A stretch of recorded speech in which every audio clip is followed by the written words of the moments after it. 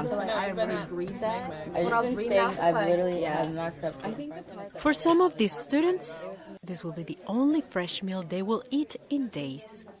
I knew that it would be hard, that I'd have to live off of ramen noodles and stuff, because that's what everyone kind of jokes about, but I don't think they realize how serious it is sometimes. At the First Presbyterian Church in Uptown, volunteers have been serving free meals to students for decades. In the beginning, it was mainly for international students, about 40 years ago. And over time, particularly the last few years, it's become apparent that a number of students really do not have funds to have good lunches during the week. But sometimes I run out of food, and I have to come here and just hope that there's food. Opportunities like this with free lunch, it kind of gives you a kind of bonus of oh, I can look forward to this. I can look forward to eating, because it's kind of like a security, if that makes sense. Yeah.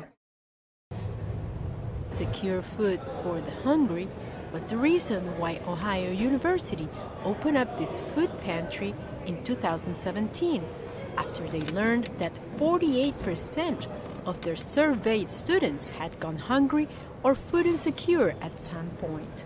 A silent cry that still lingers. We recognize that there's stigma associated with using a food pantry, and we want to retrain people to think about this as just another campus resource. If someone has a need, to please come and utilize that resource. But this is all part of a larger problem. Ohio is one of the states with the highest rate of food insecurity, 16%.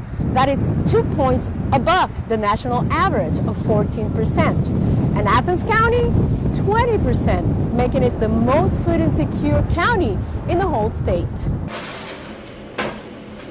This is why nowadays there's a place for every day of the week to eat free lunch in Uptown Athens for students or anybody else. They are mostly in churches and run by volunteers. We're providing a warm meal for people who may not have access to electricity or stovetop or a kitchen. Most of these free meals are cooked with donations.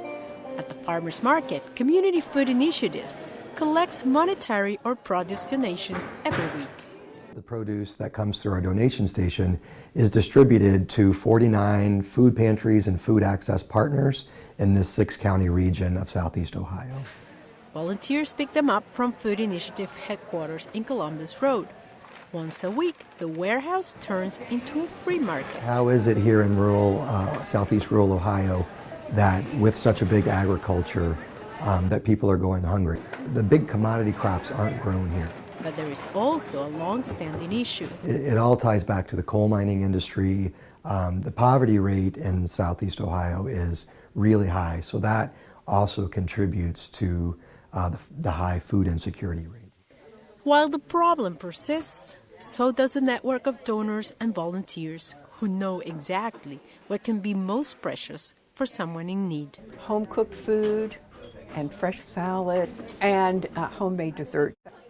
So simple and yet so hard to get for too many. Claudia Cisneros, WOUB News.